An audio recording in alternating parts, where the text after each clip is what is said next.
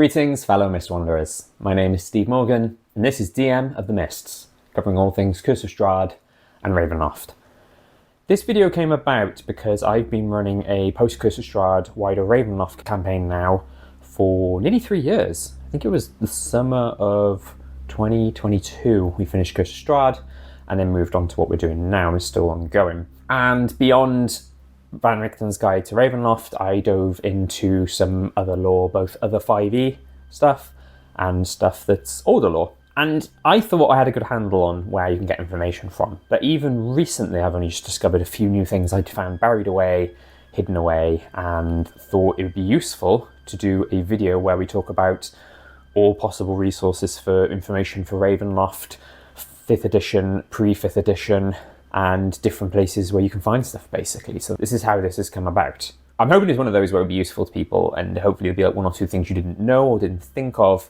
No doubt someone will watch this and say, well, I knew all these. Chances are as well, I might have missed a few as well. So I think I've got a pretty decent list of stuff, but if I have missed some stuff, please leave a comment and point me and other people who are watching this video in the directions of more stuff that's out there.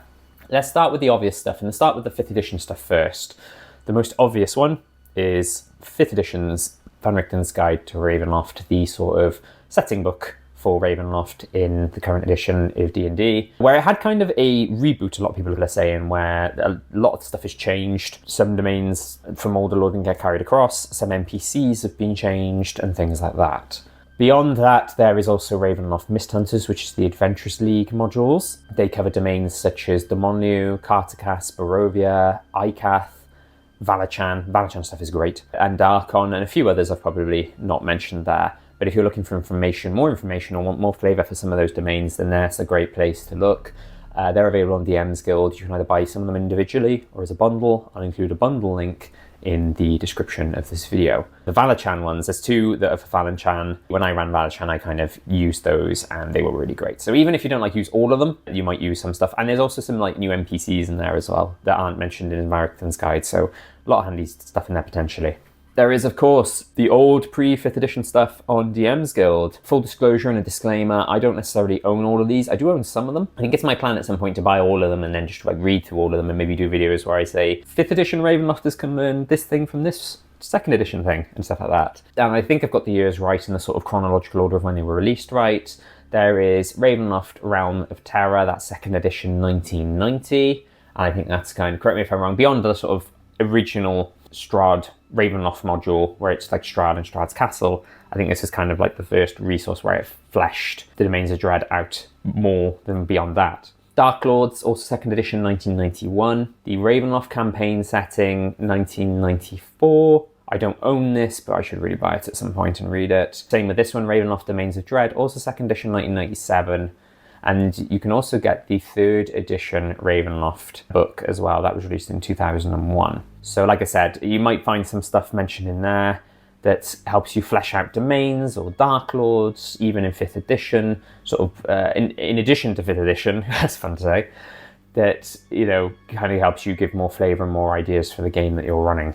They are, I think this was a 3rd edition thing, the Ravenloft Gazetteers, which were almost sort of magazine type style, that had more information about domains, about NPCs. I've used some of them for different domains, just going through.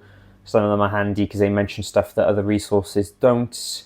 I'm trying to think off the top of my head. I think just some places, it might be like towns in Mordant, for example, that aren't covered in Van Richten's Guide or aren't covered in other older lore resources. The Gazetteers might have information as well, more flavour. There is obviously the old Ravenloft novels, not just Strahd, the 2 Strahd novels, but, and I'm not going to talk about all of them here, I'm not going to show all of them here, I'm just going to show a snippet of them, but one is set in Kartakas, and one is set in Sorange, one is set in Rishamelo, one is set in Barovia, things like that. So they can be good for discovering NPCs, for discovering more flavour about Dark Lords, about lands, and things like that. And they're fun reads as well. I've read most of them, not all of them. Some of them I haven't got my hands on yet. And pretty much enjoyed. I think there was only 1 or 2 I didn't read fully, I gave up on. And I think there was only 1 or 2 where I got to the end and I was like, that was good, but not amazing, kind of thing. Old dungeon magazines and old dragon magazines sometimes have some Ravenloft stuff in them. An example is the inside of Van Richten's shop in Mordantshire, in Mordant. When I did a map later on, I kind of based it heavily on the look from that magazine entry. And there was an adventure in one of the dungeon magazines, I think it was, called Falkovic's Cat, which was a Valachan themed adventure, and it's basically Urik, the old Dark Lord's castle. And that was another one I turned into a map and put on using Dungeon Draft, and then put on places like Ravenloft subreddit so that other people could use them as well. But yeah, sometimes you get finds in some of the magazines as well. Possibly the most handy thing outside of, you know, one of the official books like Van Richten's Guide to Ravenloft is Misterpedia. This is so there's a website called Fraternity of Shadows, which has a ton of stuff on it, and then this is their sort of Ravenloft wiki, and it's amazing. So if you're looking up an NPC or a Dark Lord or a location, whether it's an entire domain or like a location within that domain, such as a town or village, they will have all the information and they'll say where the sources it was from. So, and that's handy for as well if you're looking for information. And when I was talking about the Gazetteers before, it might say reference something from a gazetteer, and then you know that if you check that out, you're going to get more information. That's what I tend to do. The Misterpedia is in depth, but it might mention one thing from, say, a gazetteer entry, and then I'll read the whole gazetteer entry just in case there's more stuff beyond that. There's also a Ravenloft wiki as well, which is good. I've used a few times, which had, I remember one time I think I was after names for people in Demonia, and it's got like a sort of suggested names table, that kind of thing. That's got additional information as well. Quoth the Raven is a netzine. It's been made once a year for, well, nearly pretty much the last 30 years, I believe. And I've not dug into it too heavily, but sometimes it's handy. For example, I ran the Sea of Sorrows, and I included Gastria, and there was a lot more information about Gastria in that than perhaps other places. So I think that was Quoth the Raven 20, and I think it's up to about 30 these days. But they could be worth having a look from the Fraternity of Shadows website. They're all listed on there, all available on there. This is one I only discovered recently when I was researching the Shadowlands. It's called the Book of Shadows, and it's a netbook, huge, few hundred-page PDF with, similar to Quoth the Raven, it's like articles and more information on various domains, Dark Lords, etc. This was from the Secrets of the Carjatane website, carjatane.com. For the Shadowlands, I was researching some stuff and then got pointed in that direction, and I realized, oh my gosh, like I had no idea this thing existed, and it had information for other places and stuff. So now if I'm researching something, I have a quick look on there just in case there's information I can find on there. The Ravenloft subreddit is easily one of my favorite places ever. The people on there are so generous with their time, so helpful. There's oftentimes I'll leave a post saying, I'm thinking of doing this in Haslan, what do you think? Or where can I find information about this?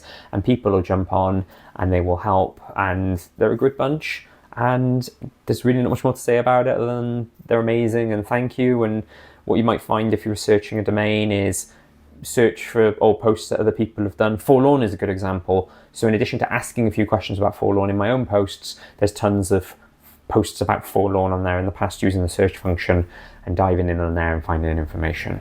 Right, next we get to the videos section where I can very happily tell you about other Ravenloft YouTubers. I'm going to start off with possibly my favourite, PhD&D, Dr. Bowers. He is, in my opinion, the GOAT when it comes to Ravenloft YouTube. He will cover different domains from Van Richten's Guide and say here's an adventure idea tied to it, and he likes to borrow a lot from other books. So a good example of this is Naranjan. I ran Naranjan pretty much exactly how he suggested, which was to use a map from Candle and an adventure from Candlekeep Mysteries, and I just did a few tweaks beyond that and it worked really well. I don't necessarily use everything he did. For example, I don't think I used his Valachan suggestions, but sometimes it's just good to watch the videos to get an idea of what monsters he includes and what adventure, how the sort of adventure layout and what maps have been used and things like that. And even if I'm not running a domain, I like to watch his videos because it's inspiration and ideas, and they're just really cool. Hour of the Raven, I think his name is Gabriel. He, for the last few years, will do videos where he talks about Explorer's Guide to Domain, Secrets of Domain, the history of Domain, and then the history about the Dark Lord, focusing on pre-5th edition and all the domains and things there. So for example, when I ran Forlorn recently, I watched those videos religiously multiple times. I'm running Haslan soon. I've been watching the Haslan ones. Even though there are differences in 5th edition, it's still really handy for the flavour and getting ideas and inspiration.